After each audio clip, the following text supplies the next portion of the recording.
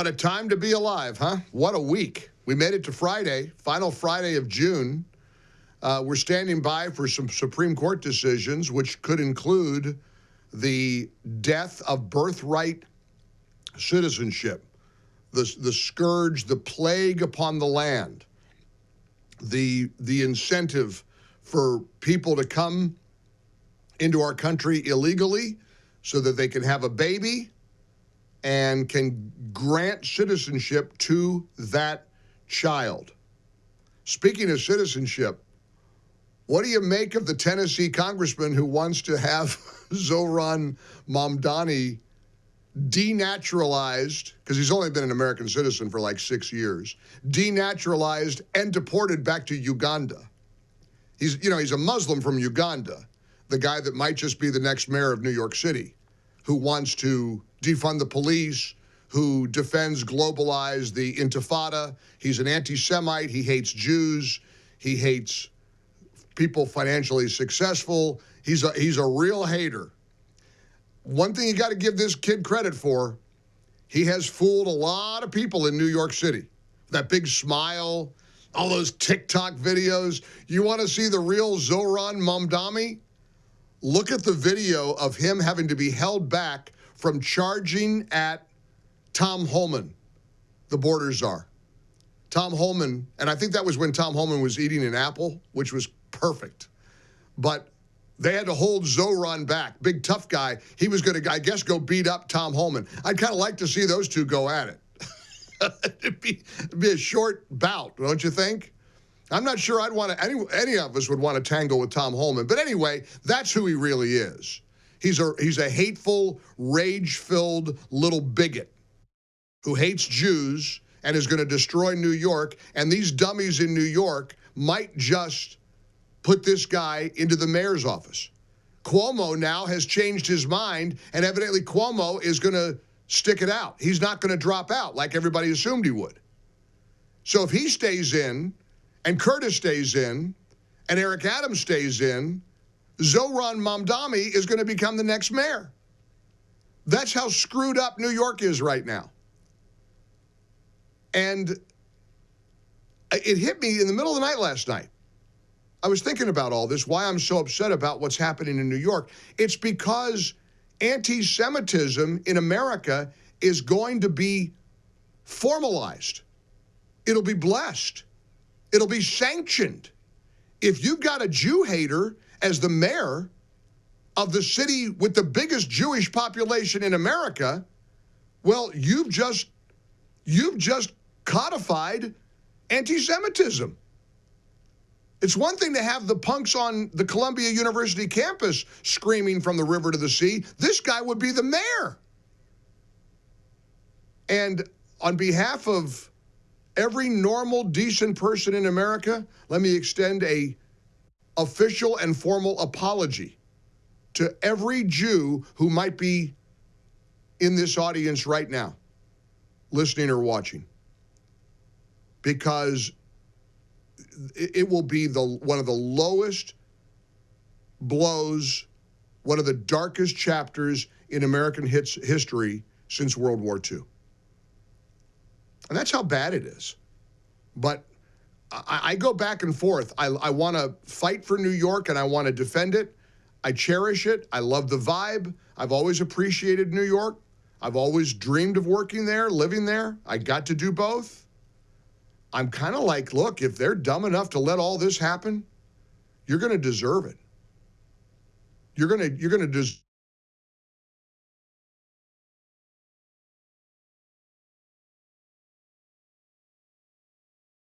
which is going to face when he destroys businesses, when he returns the city to the crime-plagued infestation of the 1970s, I guess you're going to deserve it. That's kind of my mood today. I could be at the wrong place.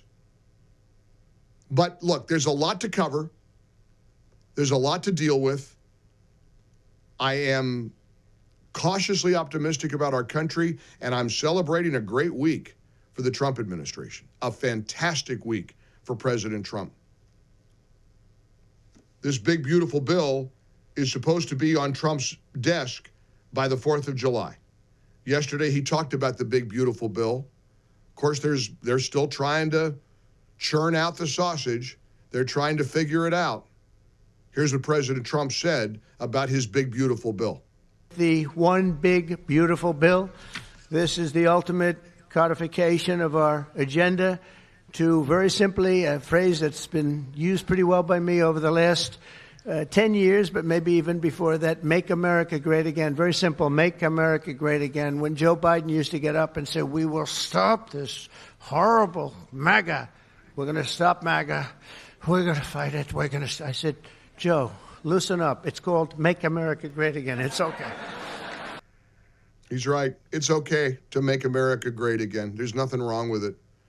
Howard Lutnick warns Americans, if this bill doesn't pass, you better buckle up and you better brace yourself for the largest tax increase we've ever experienced.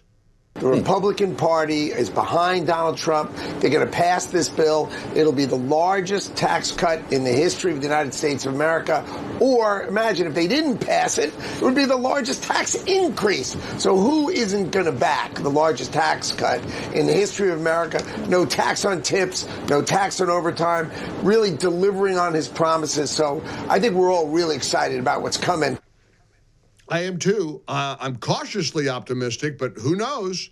We have the ability to muck it all up, don't we? I mean, we got a party. We have a political party now that seems to be openly cheering against our success over Iran.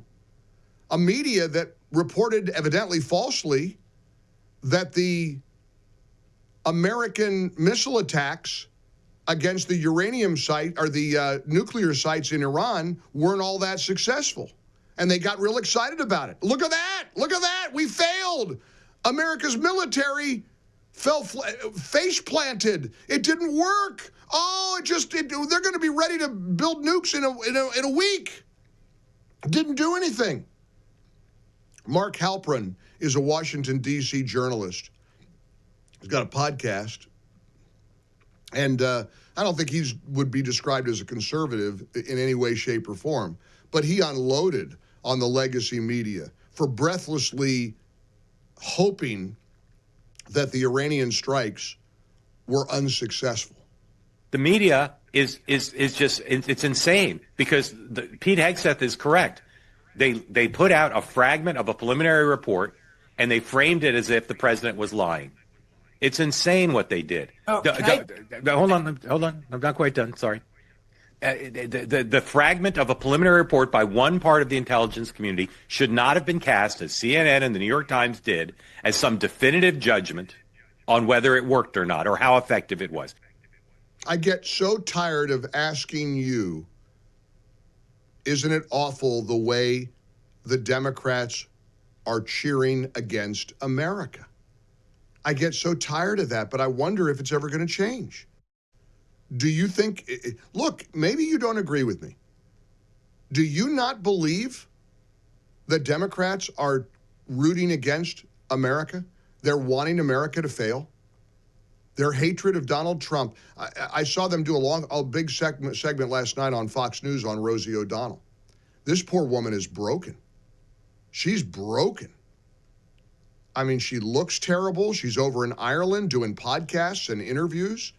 It makes no sense. Why wouldn't she just go live her life in Ireland because she was so terrified of a Trump presidency? Okay, I kind of respect leaving the country. If you've got the means to do it and you're so disgusted at your fellow Americans for voting for President Trump, okay, go live your life. Go in peace. But she can't let it go. She's given interview after interview. She's appearing in events over in Ireland, and she won't stop obsessing about Donald Trump. You know that's not healthy, right? There is something unhealthy. And I'm trying to be diplomatic and fair here. I'm not trying to be a jerk here. I'm in a great mood. It's Friday. I'm going to spend the weekend with dear friends and family. I can't wait to go to Charleston. I don't know what to do in Charleston either. If anybody's got any suggestions, text or email me some suggestions. Where should we eat? What should we do? I mean, I've kind of loved Charleston sort of from afar. I'm not really exactly sure what we're going to do. So our email, of course, is mike@mikeonline.com. If you got some travel tips for me and my friends and family, let me know. I know it's a beautiful city. It's a special city, and I can't wait. Can't wait. So I'm in a good mood, and I mean this like from the heart. You do know that there is a level of Trump hatred that is actually unhealthy. There is something terribly unhealthy. Again, I'm not trying to pick on the one. I've kind of liked Rosie O'Donnell over the years. I remember watching her talk show, her daytime show with Denise. Denise loved her. And, Rosie's a Broadway gal and all that. I mean, I don't want to hate Rosie O'Donnell. She looks horrible. I saw a video of her last night ranting and raving about Trump, and she looks sick. I mean, like physically sick. And she admitted it. She said in the first term she was drinking too much. She was eating too much. And you can't let an election do that to you. If any of us were broken by Kamala Harris's victory, I'd say the same thing. You can't let politics. I have to say this to one of my sons. He obsesses about stuff, and he's consumed by it. And he's texting me. I'm like, son, look, I do this for a living, and I'm not obsessing the way you are. You can't do this. There's a lack of mental health that applies to here. I don't know how else to describe it. Maybe you do. I'm not trying to pick a fight here.